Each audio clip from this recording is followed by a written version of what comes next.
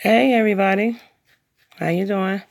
I first want to once again, I said it on LA show, L Dot, aka Bread Dot, just to keep it in real. I want to send out condolences to Mr. Clifton Rainey and his family for the loss that they suffered about his mother. I ask that you forgive me if you get this message of the things I've said about you or your mother. If you don't, I understand, so people can't forgive. But I know I asked to be forgiven. So, I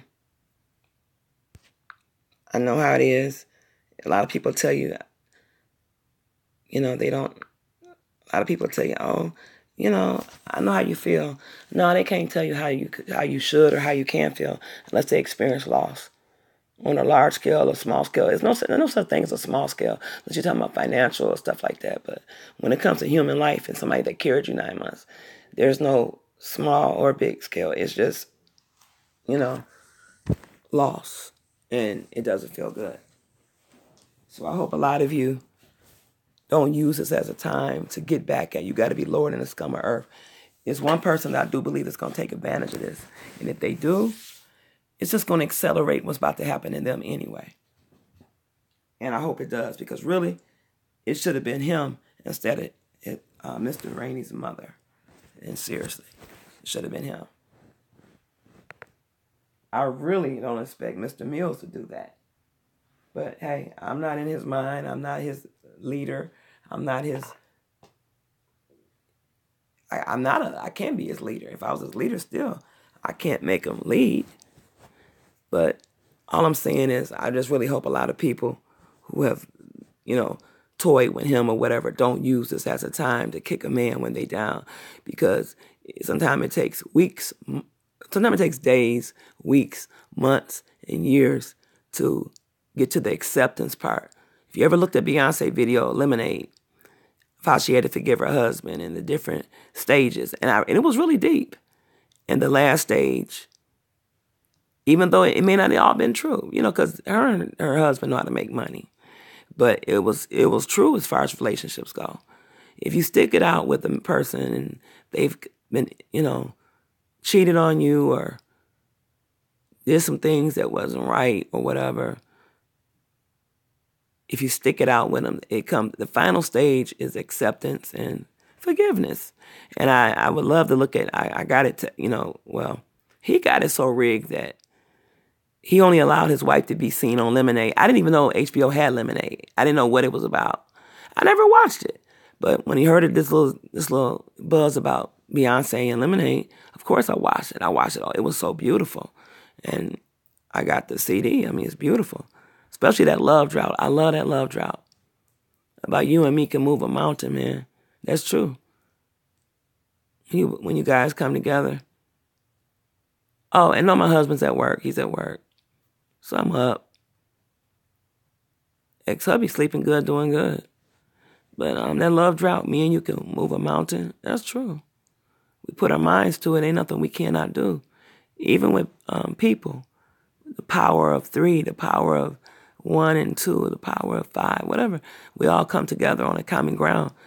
So Tina said some really wisdom-filled. Hey, Troll Father 666. Is it really him? Well, what's up to you? How are you? You heard about Mrs. Rainey? And there was a little riff at the end of LA and what he said, but it's his room. And I have a tendency to talk over folks, but I already know it's going to be videos made, blah, blah, blah. I don't care what they say because that's his room. So I have to respect any channel holder's room,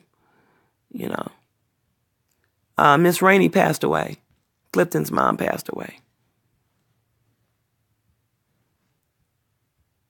And if LA hasn't taken that video down, you can fast forward it to the end of it and hear what happened at the end because Mr. Sotomayor came in. And it was pretty heated, if you could put a word to it. It was very heated. So, I just asked that Mr. Rainey, nothing being fake, but Tina made a very valid, very wisdom-filled point, and like LA said, ain't nobody on RGR is going to entertain that nonsense of making fun and putting them down. Oh, your dead mother, and I never really talked about his mom until of lately to make him mad because he was talking crazy to me. And, I said something, but I did say, oh, Miss Rainey, I said, she do got a nice body, which she did to me, to be a woman of her age when I saw her in that pantsuit. But it's not funny when somebody lose somebody. And Clifton, regardless what people say, call him crazy, whatever, he loved his mother. He wasn't a mother's boy. Like I tell people about my son, it's not that he's a mother's boy, he's just a man that loved his mother. And a lot of people will say that. But what's wrong with being a mother's boy? If you're a woman, that's one of the best type of men to get. If a man don't disrespect his mother, he love his mother, what do you think he'll do for you? All the much more. Hey, Miko Media. Yeah, I did throw your cards, though. I saw a lot of stuff about spirituality and things you're delving into and everything. That's nice of you, Troll Father. I mean, like even Miss Tina said, regardless. I mean, because at the end of the day, we all still human. And loss is loss. And ain't nobody exempt and they so superior that they don't feel it. You got to be a really cold-hearted or acting with this persona that you're so cold-hearted that you just don't feel. It's something that gets to you, that will get to you. Even if you don't let people know, it's something that can break you down at the end of the day that hurts. Whether it's a memory from long ago or something you're going through within your body or bad news from relatives. And then right there, it's nothing funny. It's nothing to make fun of about a man losing his mother. And this would be the time that Quiet's kept no disrespect to him. I didn't know he was, I just learned that really, I've heard all the stories. It's like some of these people I've just learned about, like, oh, that was really true. I didn't know he served in the war. So I do believe he suffered from post-traumatic stress disorder. And even from talking to somebody last night, a female who'd been through it, I can't say how she's supposed to feel. You can't say until you've been in somebody else's shoes. So, you can suffer from that, from being a child, some things you went through. Some people have gone through more things than people, because they ain't going to own up to it. But you wonder why they act like that on here. Well, they can let their hair down more and stay behind a camera and just vent. And it is a good place to vent, but, the common bond that me, Tina, in LA, and a lot of people share, family should never come into it. If you want to roast me, roast me. Why you got to get doxxed and involve my family or involve this or involve him or her, your grandchildren, children, whatever. What they got to do with it? Oh, I know their name. Now what? You know their name. I know your address. Then nobody going to come over your house. It's just, and if they do, what they going to do? What are they going to do? Because you have the right to protect yourself and you got the right to bear arms. And that's all I got to say on that one. No threats, no flexing. But let me read what you all are saying. I left off of Mr. Trollfather, Miko. Mr. Trollfather said, Lamar be taxing people to be in his chat, and I ain't with that shit. Well, I feel you. That's your, feelings toward him. That's why I was trying to tell Miko the other week, but he was going off about him to me. I'm not Mr. Lamar's mother or woman. And guess what? He's a grown man. Just like my son's grown. My son must respect me within the boundaries of a son of a mother. But at the end of the day, I can't tell that grown man, well, you should get back with your wife, or you should stay with your wife, or you should do this if you had a girlfriend. I'm just saying, I can't tell him what he should do because he's paying his own bills. And if he wasn't paying his own bills, he still has the right to be an independent thinker and be grown at the end of the day. And I can't influence, and I learned to cut the apron strings from him, or that bond with me having grown children, especially with a boy child or a male child, because he's not a boy, he's a man. And it was hard to do because you want to protect your children from everything. But I had to say, look, this is almost 30, now he's 33. So Doc's that. He's 30. You probably already know he's a grown man. I'm very proud of him. Not because of what he does, but it's because I'm just proud of him. And I'm proud of her. It's just, but I have to respect he's a grown man at the end of the day. He's not that little boy that came in crying, Mommy, I fell down. I never told him to shut him down emotionally, say, you're not supposed to cry, you're a boy, man the fuck up. I never did that. If something bothers you, express it. because you'll have less baggage on you when you get to be a grown man. And that's the problem with a lot of grown men, I feel, because everybody was telling them, you're a punk, you're not supposed to cry. I went off on a relative that told my son, who was entering the 9th grade when my mother died, in other words, he wasn't supposed to cry. I cussed them the fuck out. I didn't speak to them for 3 years, a blood relative. They had to beg me to speak to them. How dare you, bitch? How dare you, bitch? How dare you, bitch? That's how I felt. I'm over it. You can't tell this young man who loved his grandmother, who a lot of times if his father and his other grandmother on the other side, a great-grandmother, he was blessed to have a great mother that be pushed in a wheelchair in the 90s to see him walk across the stage. And she said, I'm going to live to see that baby walk across the stage. Well, in high school, she did. And she was right. But I can't, how dare you tell my son that he's supposed to be a man, why are you crying? Bitch, because he lost his grandmother. Somebody he loved. Somebody to this day, he'll look at me and say, like he said earlier when I saw him, and he even came back over, and I'm bragging what he gave me. He gave me monetary the other day. Then he came back over and gave me some more stuff. I said, Mama, just rest and this and that, and this, you had a hard day. You taking care of my dad and this and that. You ain't got to do. He just was like making sure Mommy good. I said, you already, and it's not bragging, but he did enough. But he ain't got to give me nothing. It's just to know that you're alive and you here and that you love me. That's all I need, to know that you love me. That's all I need. And be able to put my arms around you and feel your warm body like, my son's still here with me. My daughter's still alive. They still here. They're not dead. That's a present to me. But I can't tell grown people how to feel. So I try to keep them up with reality and say, hey, you're a pastor, you're a minister. You know what the strongest thing you can do for, I don't want to, see, that's when you go to being the son and the little boy. I don't want to think about you dying. I said, the greatest thing you can do for me is to preach and eulogize my funeral. Because if you do that, and I'm not saying you can't cry, but if you could do that, I've seen people do that. That would be awesome. It'll even speed up your recovery about me. I said, but you shouldn't have no bad feelings because you have nothing to be guilty about because you loved your mother. And I know you do. You'll die for me. I'll do the same for you. And you know that. We love real deep. We go hard in the paint, man. So you have nothing to be, feel guilty. That's, they'll say, well, why the person crying? They must be guilty. Honey, you have nothing to be guilty about. But you can cry because you're going to miss me. Well, I don't want to talk about it. I said, well, baby, a parent don't want to have to look down at their child, though. I'd rather go before you. And I'm just keeping it real. I want to go before you. I don't want to go before you guys. I don't want to look down on no child.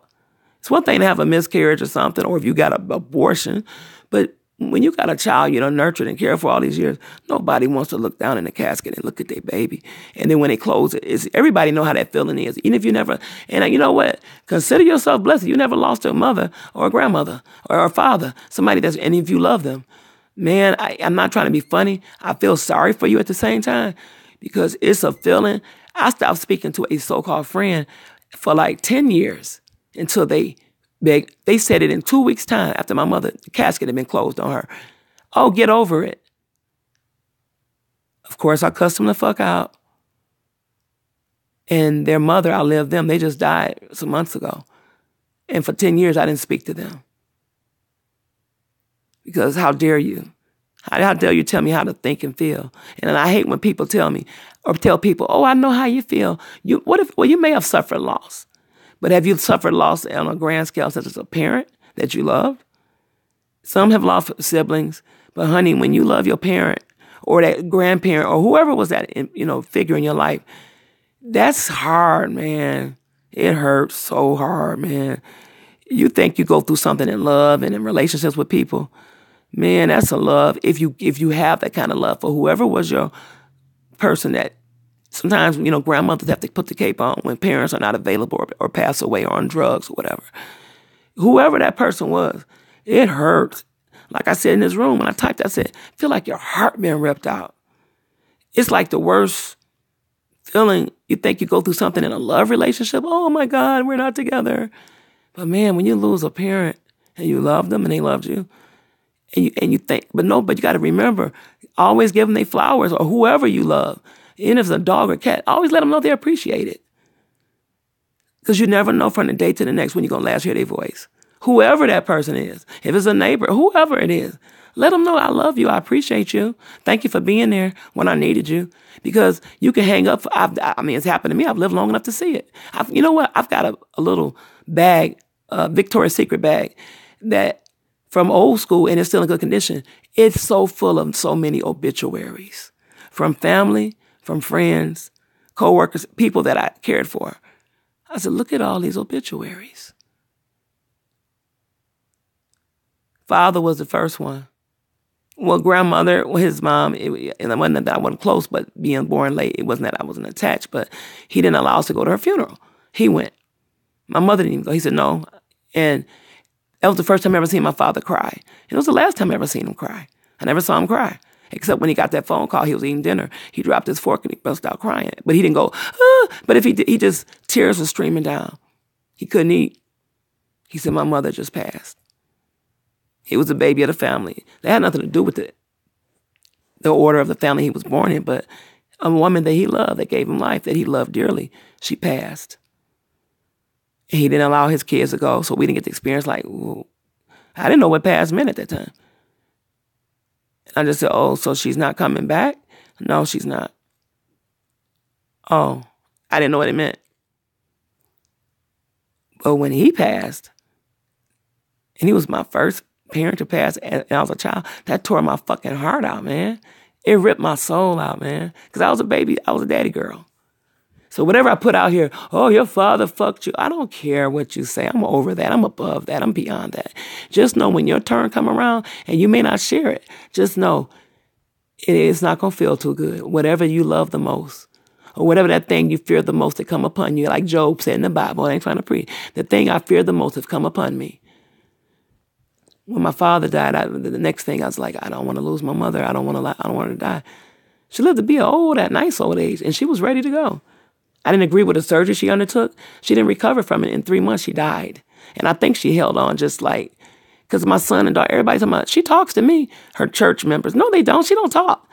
She was trying to get me and this other sister to let her go, because she doesn't talk to us. Say, well, she told us this, and she was cracking jokes. She would play, as they say, possum, like, I need you guys to let me go. You let me go. And I didn't want to let her go, because I thought she was supposed to still be here. And if she was, she'd be 100 or more. So the point is, she had me late, and I felt cheated, where everybody else had her to me the right age, because she had those children like at that age. I was the baby, so I felt like, oh, I got cheated again, you know. But I loved her. She was my best friend. So now I got my kids and grandkids. That's what I got now. I got a husband. I got an ex-husband over here I'm helping. But I'm saying it doesn't feel good when it's your time. It doesn't. So I don't know what's being said in here right now. I keep seeing it light up. Let me see. So yes, Miko Mita said condolences to Miss Rainey. Okay, and then Troll Father said Lamar be taxing people. And okay, I got that Troll Father. At least Lamar has something to say. LOL. Miko said I can listen for free while he has something to say. Mako Loves You said, where was all this respect for Miss Rainey? When she was alive, she got trolled over shit that had nothing to do with her. Very true. Real. Oh my God. Now, is this a troll, Tyrena Sneed?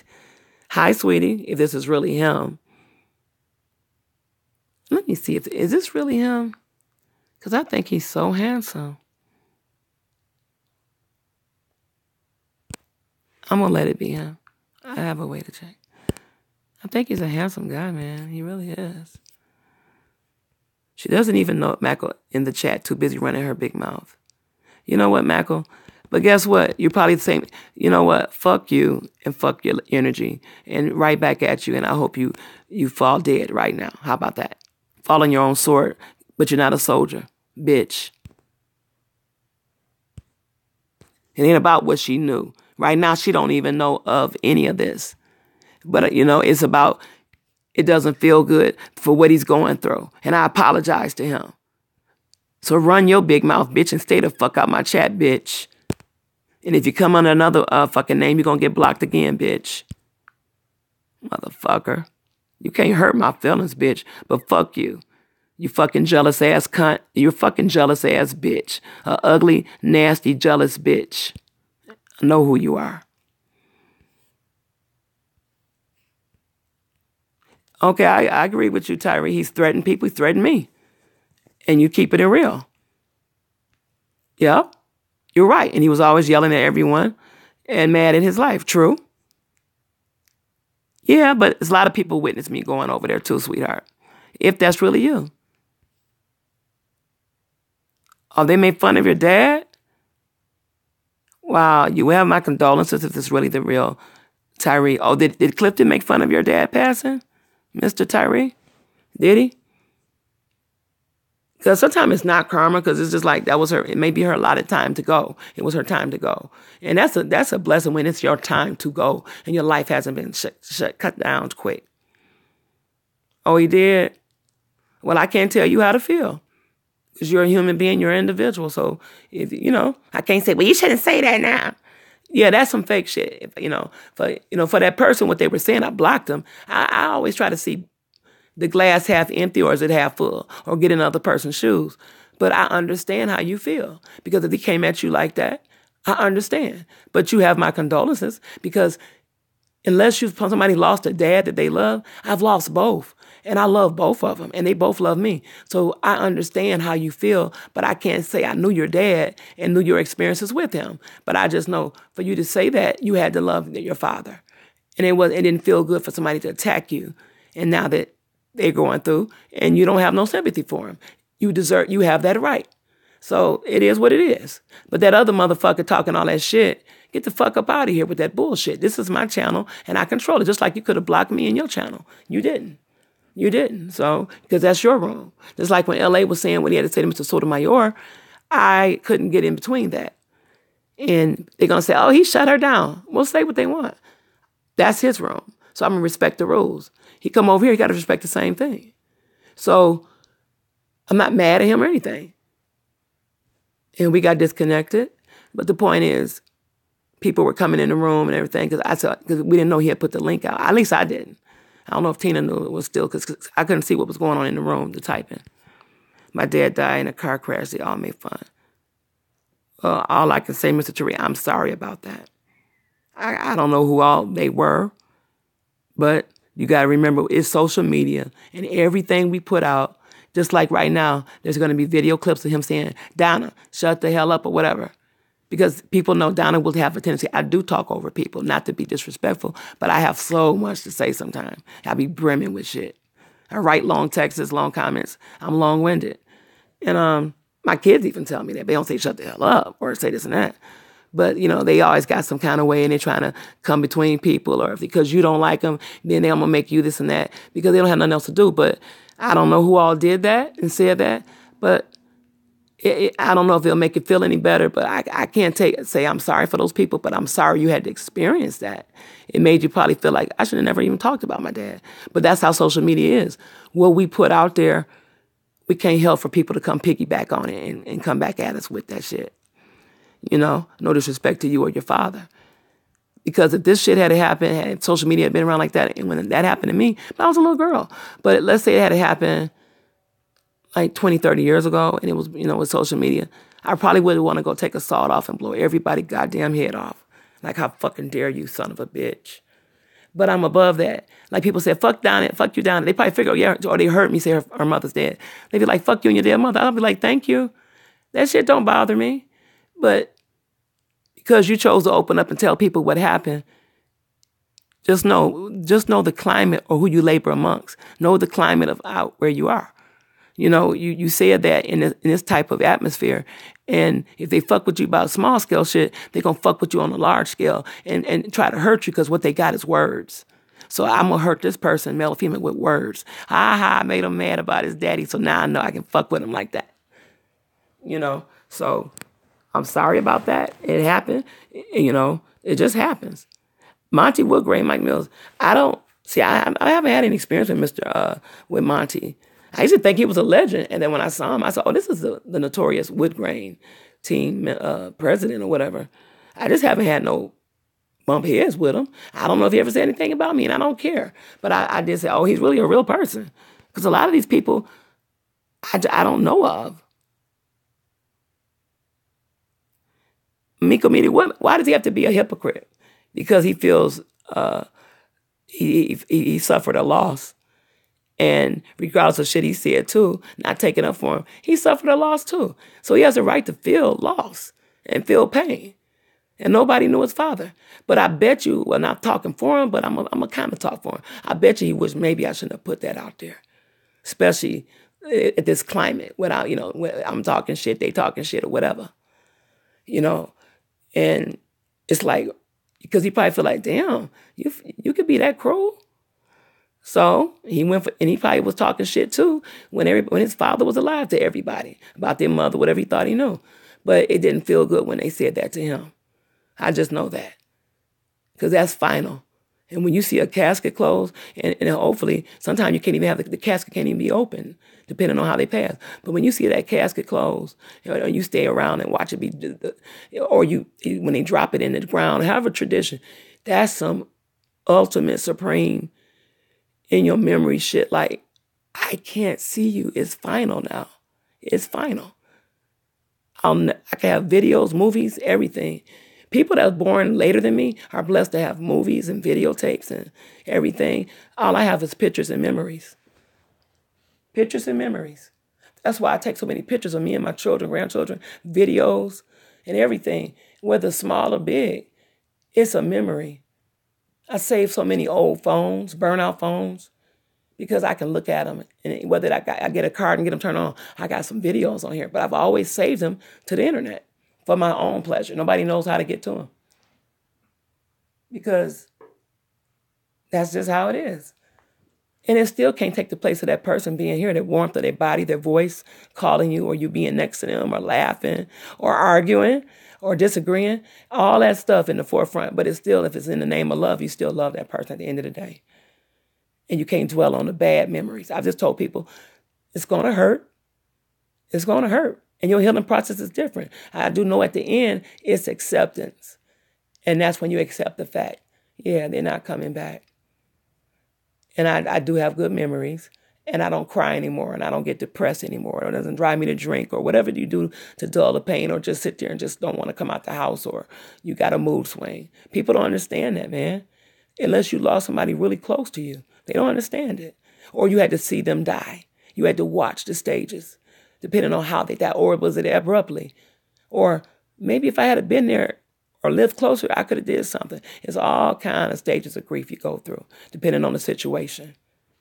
And I'm not saying I'm an expert, but I'm an expert in knowing how it feels. I lost 2 parents, as a child and as a grown woman. And believe me, it didn't feel good. But guess what? You can say, you fuck your dead mother and father now. I'm going to say, well, fuck them. Yeah, right. Okay. I don't care. You can't make me mad about that shit. Really, you can't. You can't. If you could, you could say, well, somebody that old, she might have lost a parent. But I wouldn't have shared it. I'm just sharing a message like, just know you're not the only one. And I just, it just used to burn. It took me to go through that when I used to wasn't being fake, but I'd be like, oh, I'm sorry, I know how you feel, because I lost a sibling first. Grandparents, but I'm not saying they didn't count, but they were distant, like living in different countries or different parts of the region, and they didn't have to babysit me, and we didn't get that bond. You just see them when you go visit. So, but nowadays, with different things going on, grandparents are superheroes. They might have to save the day because mommy might have been on drugs, or mommy might be dead, or whatever, or unfit. And excuse the petticoat junction train, it's about to go through. But everybody can't tell you how to feel. I grieved over my pet dog, having to get him put to sleep.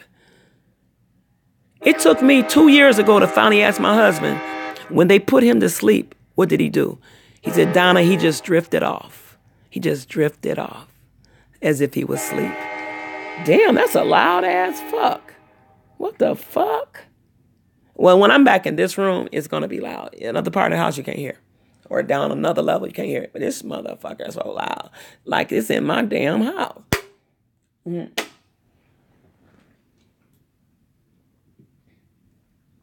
But let me see what else. You're welcome, Mr. Sneed. Miko, that's between you and Mr. Sneed. I can't tell you how to talk and be. You're grown too. That's what I was trying to convey to you about Mr. Lamar.